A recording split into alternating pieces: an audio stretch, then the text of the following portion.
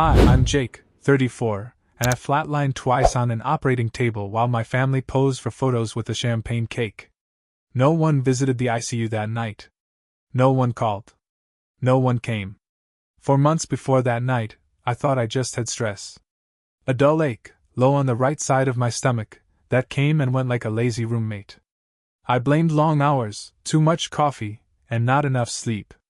My job was brutal, senior creative strategist at a massive marketing firm in Boston. My days were meetings layered on meetings, deadlines stacked like Jenga blocks, and the kind of expectations that make you forget your body exists until it breaks. But I wasn't worried. Not really. Because I'd been trained not to be. Growing up, my family made a sport out of minimizing everything that didn't fit their image. My sister Sophie was the golden child, Harvard graduate, Manhattan financial prodigy, and now fiancée to James, whose family basically owned the eastern seaboard. Me? I was the sturdy one. The fallback. You were always so independent, my mother would say. Which I later realized was code for, we assumed you'd be fine even if we ignored you. So when Sophie's engagement party was set for December 1st at some fairy tale botanical garden, it became the centerpiece of every family conversation. My mom described the event like it was Buckingham Palace on Christmas Eve. You'll be there, of course, she told me one Sunday, without even pretending to ask. Sophie's expecting you. I said yes. Of course I did. By then, the pain had become something else. I'd seen my doctor, who at first said stress. Then maybe acid reflux. Then ordered imaging when I pushed harder. The ultrasound showed something abnormal, near my appendix, and I was told to see a specialist. The soonest I could get in was a month out. But if it gets worse, the doctor warned, go straight to the ER. It got worse.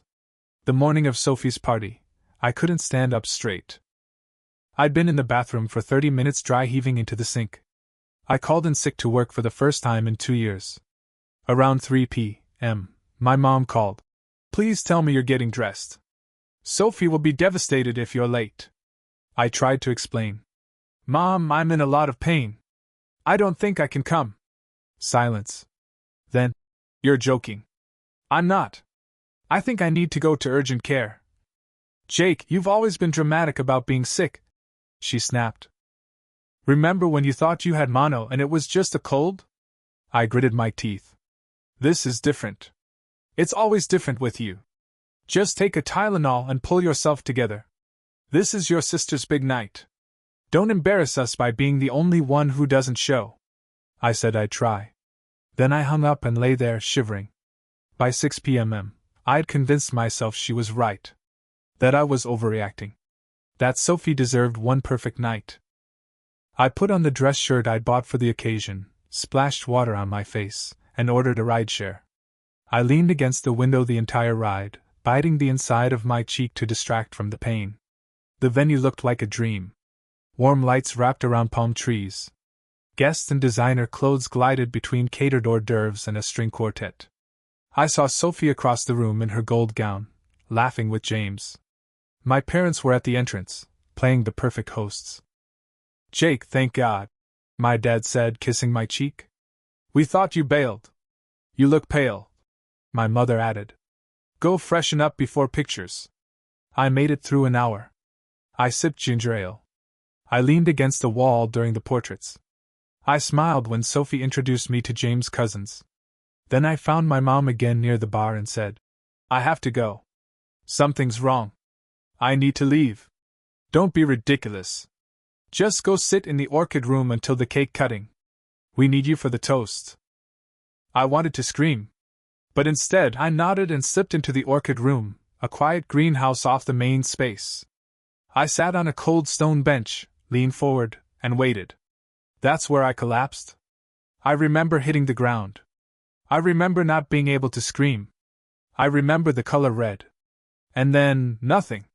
They told me later my appendix had ruptured sometime during the portraits. That I'd been septic for days and bleeding internally. That the paramedics had to wheel me through the gala, past Sophie's champagne fountain and photo wall. That I flatlined twice on the table. That Ethan, my boyfriend, caught a red-eye from Seattle and got there before my parents. They didn't come that night, They didn't even leave the party. When I woke up, I couldn't move. There was a tube in my throat, something beeping just behind my left ear, and Ethan, God bless him, was passed out in a hospital recliner with his glasses slipping down his nose and one of my socks on his lap like it had some kind of meaning. A nurse noticed I was awake and rushed over. "You're at Mass General. You had emergency surgery," she said gently. "You're stable now. You've been out for almost 2 days." She asked me if I remembered what had happened. I didn't, not clearly. I remembered the lights at the party. I remembered the smell of champagne and perfume. I remembered Sophie's voice echoing, "Just wait until the toast." And then darkness. Panic. Cold. Ethan woke up to the sound of my voice, hoarse and cracked, and he grabbed my hand like it was the last branch on a cliff. "They almost lost you," he whispered. "Twice." He didn't cry. He just stared at me like I was something he wasn't sure he'd ever get back. My parents came on day 3. My mom brought a grocery store bouquet and a face full of practiced concern. My dad hovered by the door like the hospital room was toxic. They stayed for 20 minutes. My mother asked if I'd sent Sophie a text to apologize for ruining her night. "I almost died," I said. "And you didn't," my dad answered. "So can we please move on?" That was the moment. That was when I felt the rope snap inside me. The rope I'd spent my entire life holding, trying to stay connected, trying to be part of this carefully curated family unit where Sophie sparkled and I filled in the background like a shadow in all her portraits. I didn't ask them to leave. I didn't need to. I think my silence unnerved them more than any outburst would have. They shuffled out, promising to swing back later. They didn't. Ethan and I went home 4 days later. He made me tea. He helped me into bed. He held my hand when the night terrors started, when I'd wake up gasping for air because my brain remembered the moment my heart stopped. And then the phone rang. It was my mother. Calm. Businesslike. "Your father and I think you owe Sophie an apology," she said. This was meant to be her big moment. I held the phone like it was a grenade. "You want me to apologize for hemorrhaging in her orchid room?" Her voice didn't waver. "You made a scene, Jake." I hung up. That was the last time we spoke for months. I stopped responding to texts. I ignored the Christmas Eve group chat. I blocked Sophie after she posted a carousel of gala photos on Instagram, complete with a caption that read, "A night we'll never forget." Yeah. No kidding. Ethan didn't push. He let me grieve it, because that's what it was. A grief so deep it didn't have a funeral or a name. The grief of realizing you don't have a family. You have a narrative. And when you stop playing your part, the story goes on without you. I got stronger. I went back to work. I started therapy. I learned that melodramatic was just the word they used when they wanted me to shut up. I deleted the family group chat permanently. And then, last week, I got a call from Sophie. Blocked number. I answered on instinct. "Jake, Dad's in the hospital," she said. "Heart attack." Her voice cracked. I almost didn't recognize it. "He's asking for you." And I wish I could say I jumped in the car. That I rushed to his side. That I forgave, because that's what good sons do. But I just stood there in my kitchen, staring at the same cabinets my mother used to scold me for leaving fingerprints on, and I said, "He can ask all he wants." And then I hung up again. The fallout didn't come all at once. It came in fragments. A voicemail from Sophie crying on the 3rd ring. A text from my aunt asking if I was really going to punish them like this. A Facebook message from my mom's friend, who I hadn't seen since high school, saying, "Your parents are devastated, Jake. Whatever this is, please be the bigger person." The bigger person. Always. I guess almost dying doesn't earn you an exemption from emotional labor. I didn't answer any of them. I just sat on the edge of my bed, rereading the discharge paperwork that told me, in polite clinical language, that my life had been saved because a stranger, an EMT I'd never met, saw past my pale face and cocktail attire and called it what it was: critical. Not dramatic. Not inconvenient. Critical. That night, Ethan and I made dinner. We sat on the floor of our apartment eating pasta off mismatched plates, and he asked, What do you want to do about your family? And for the first time, I answered without hesitation. Nothing. I wanted silence. I wanted distance. I wanted to give myself the thing they never had, the benefit of the doubt. And so I disappeared. Blocked their numbers. Deleted old emails. Changed my emergency contact. Left no forwarding address when we moved to a new apartment in Cambridge with a window view and just enough quiet to let the healing sink in. My mother showed up at my office in March. She didn't have an appointment. Just marched into the reception area and demanded to see me like she still owned the rights to my time. My assistant texted me. There's a woman here. Says she's your mom. Looks like she's about to start a protest. I took the service stairs out the back and walked 3 blocks in the rain. I didn't owe her a reunion.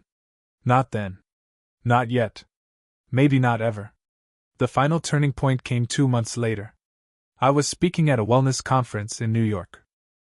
I'd just finished giving a talk on crisis branding and emotional clarity when I saw a message from an unknown number.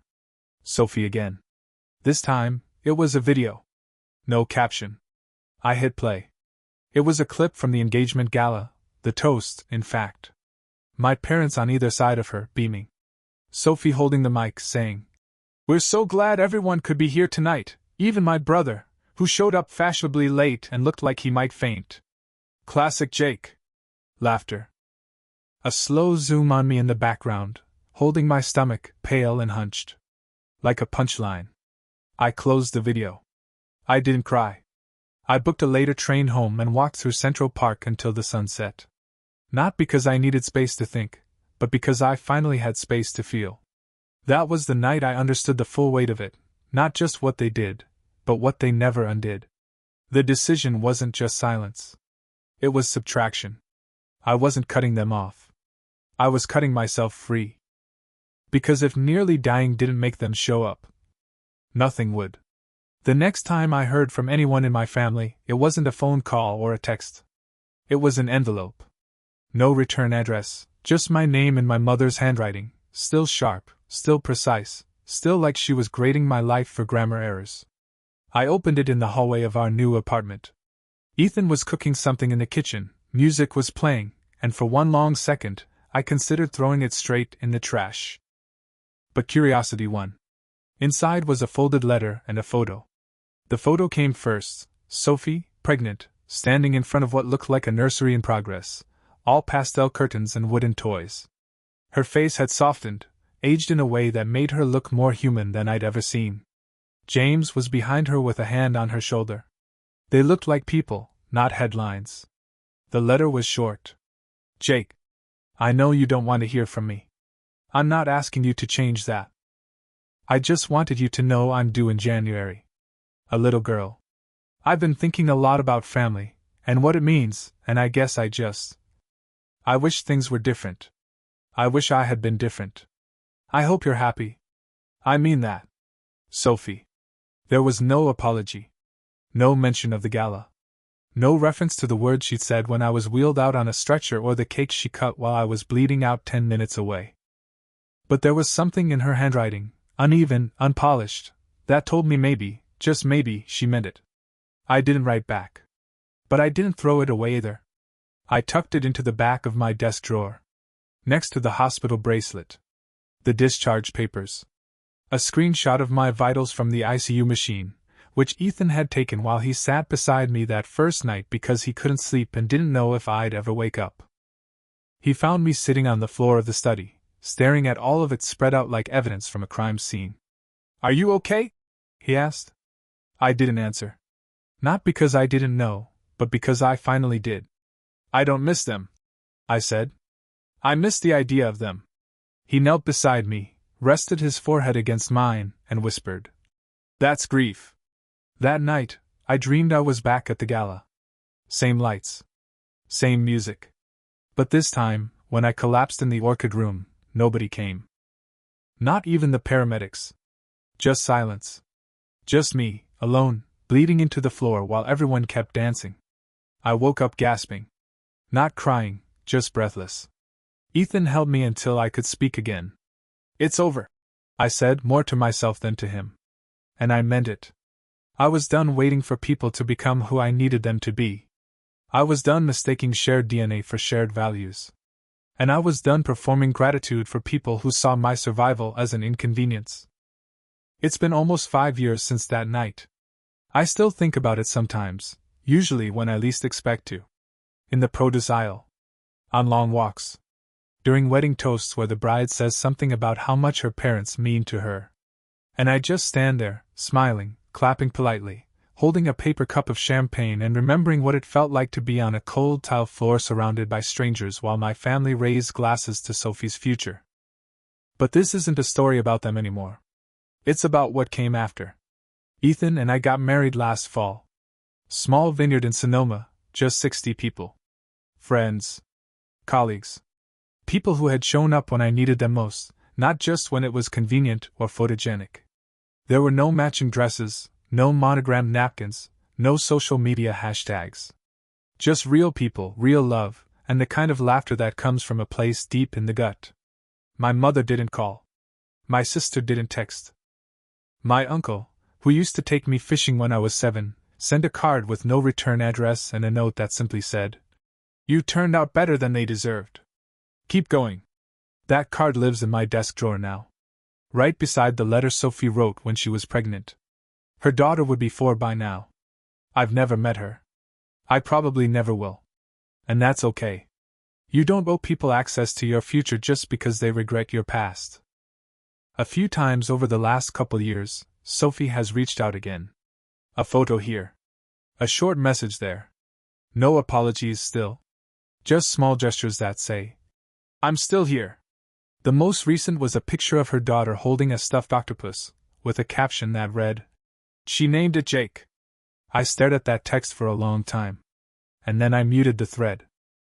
Because sometimes healing means acknowledging the door is closed, not locked out of anger, but sealed shut because the room on the other side no longer fits the person you are. I see a therapist now. Her name is Carol. She doesn't coddle me. She doesn't tell me I was right. She just listens. She helps me unspool the tangled logic I learned growing up, the kind that told me love was something earned by tolerating pain, that boundaries were betrayal, that being forgotten was somehow a mark of resilience instead of neglect. In one session, she said, "What if your family didn't fail to love you? What if they loved you in a language you never agreed to speak?" That thought stuck with me. Because maybe that's all this is. A language mismatch. They spoke in reputation and obligation and performance. I needed fluency and kindness and presence and care. Maybe none of us were wrong. Maybe we just stopped translating. That thought brings me peace on good days. And on bad days? I go back to the hospital bracelet. I keep it in a shadow box now, along with a Polaroid Ethan took the day I came home. My hair was messy. I had dark circles under my eyes. I looked exhausted and vaguely haunted. But I was alive. The caption under the photo reads, "Still here. Still here." That became my mantra. Through every relapse of doubt. Every holiday I didn't attend. Every guilt-laced email from distant relatives asking when I was coming back into the fold. Still here. Still living a life that feels like mine. Still choosing softness over silence, clarity over compliance. I walk past family photo frames in other people's houses now and no longer flinch. I can hear "Mom" or "Dad" mentioned in conversation and not immediately tighten. The scar on my abdomen has faded but never disappeared, and sometimes when I stretch in certain ways, it pulls tight, a small, stubborn reminder that I survived. Sometimes I miss them. Not who they are, but who I needed them to be. The version of them I wrote letters to in my head as a child. The parents I pretended I had when friends asked what they were like. The sister I imagined would defend me instead of laughing while I bled. But then I remember something Ethan said once, when I asked him if he ever thought I'd gone too far by cutting contact. "You didn't go too far," he said. "They just never tried to meet you halfway." That was it. That was the truth.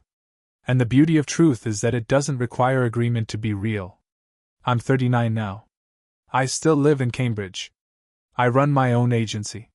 I work with clients I believe in.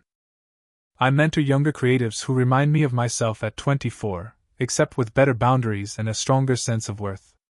Ethan and I are thinking about adoption. We want a family, a real one, built on choice instead of expectation. And if that child ever comes to me in pain, says they're hurting, says they feel unseen or unloved or unimportant, I will believe them. Immediately. Unquestionably. Unconditionally. Because that's the language I speak now. The language I had to teach myself after almost dying in a room full of silence. Here's what I've learned: just because someone gave you life, doesn't mean they gave you love. And just because someone loved you in the only way they knew how, doesn't mean it was enough. You get to choose what enough looks like. You get to build it. And if that means walking away from the table you grew up at to build a new one from scratch, so be it. At my table, everyone gets a chair. No one has to bleed to be believed. And when we toast, it won't be to appearances or accomplishments. It'll be to presence. To survival. To starting over. Still here. Still choosing. Still whole.